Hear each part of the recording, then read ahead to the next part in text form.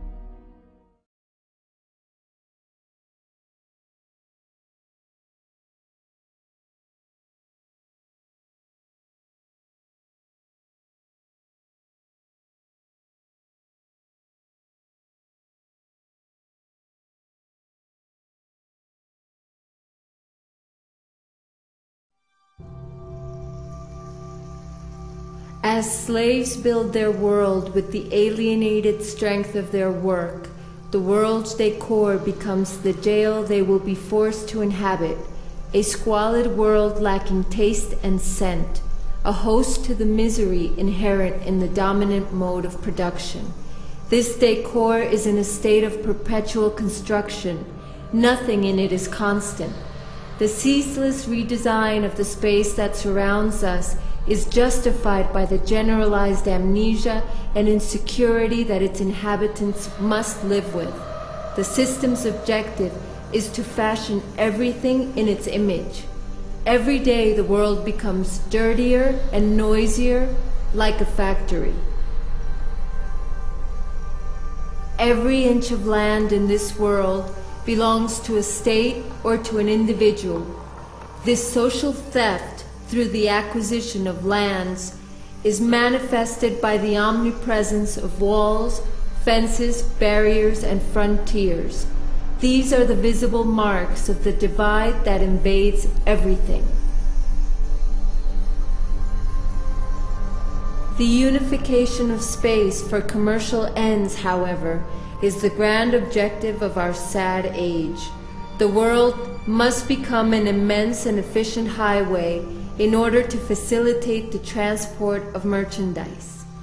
Every obstacle, human or natural, must be destroyed. The inhumane concentration of modern-day slaves into reduced, crowded spaces reflects their lives and evokes cages, jails, and caves. But in contrast to slaves or prisoners, the modern-day slave pays for his cage.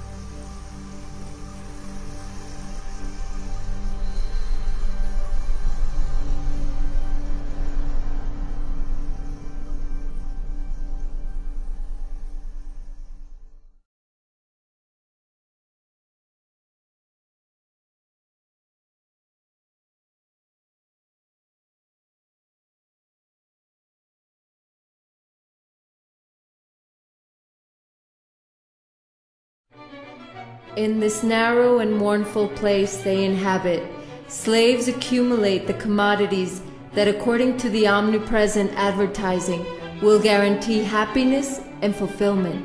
Alas, the more commodities they accumulate, the more elusive happiness becomes.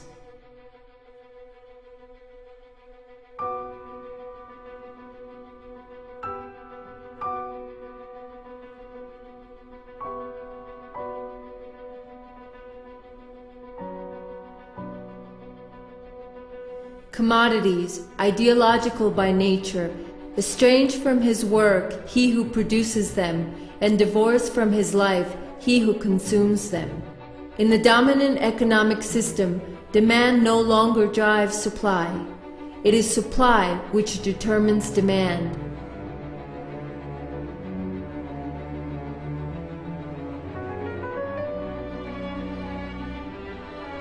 New needs are periodically manufactured and hence considered essential by most people. It began with the radio, followed by the automobile, later the television set, the computer, and now the cell phone. All these commodities, massively distributed over a brief period of time, profoundly alter human relationships.